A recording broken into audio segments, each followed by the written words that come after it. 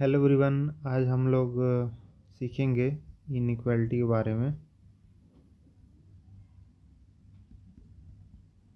कि इनइक्वालिटी होता क्या है।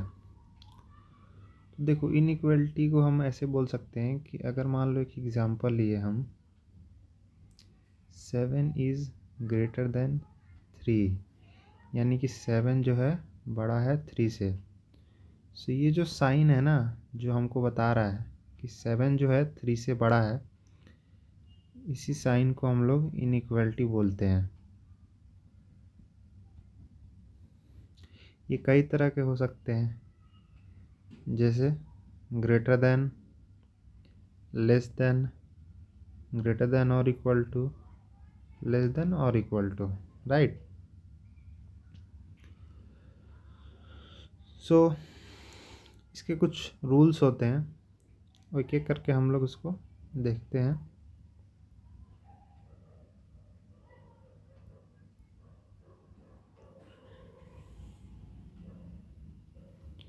सबसे पहला रूल क्या कहता है? पहला रूल ये कहता है कि कोई भी इनइक्वालिटी अगर दिया हो, सपोज करो जो हमने पिछला एग्जांपल लिया 7 इज़ ग्रेटर देन 3, तो पहला रूल ये कहता है कि कोई भी इनइक्वालिटी में से अगर हम ऐड या सब्ट्रैक्ट करते हैं किसी भी कांस्टेंट को, तो इनइक्वालिटी का साइन नहीं बदलता है।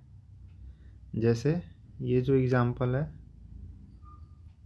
तो अगर हम इससे 7 में से 7 को x से अगर ऐड कर देते हैं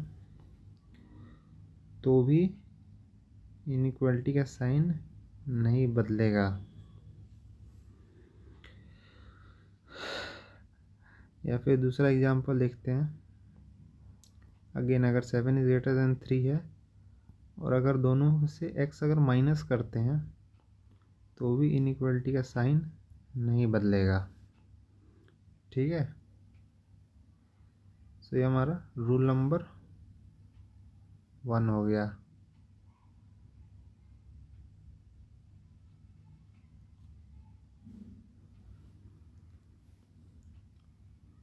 रूल सेकंड कहता है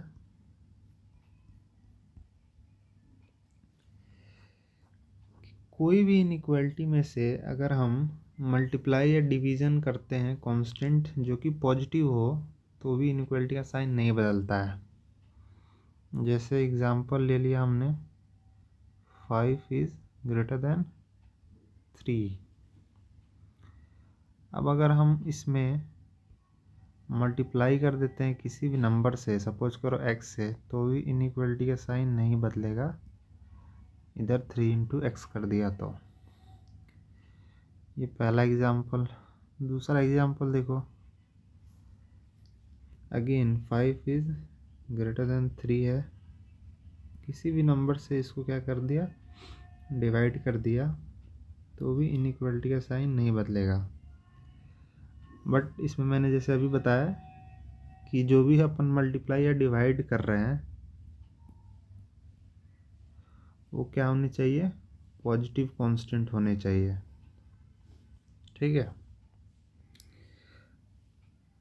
अब यहीं से रूल थर्ड भी आ जाता है।